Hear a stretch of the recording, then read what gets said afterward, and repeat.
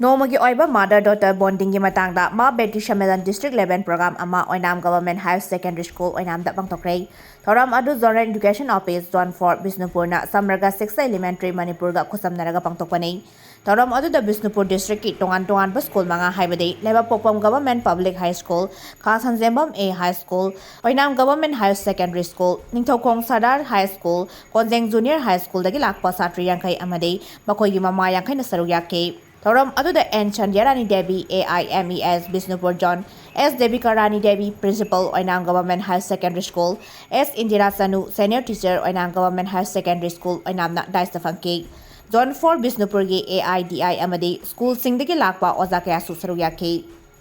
Secondary school da ma Beti Sammelan haidana program ama Zonal Education Office Zone 4 Bisnupur in collaboration with Samagra Siksha Manipur Loinana Sinjari Hauramasi school tongan ba school manga dagi angang nupi masa class 6 to 8 upper primary section da tamba nupi masa yang kaiga mama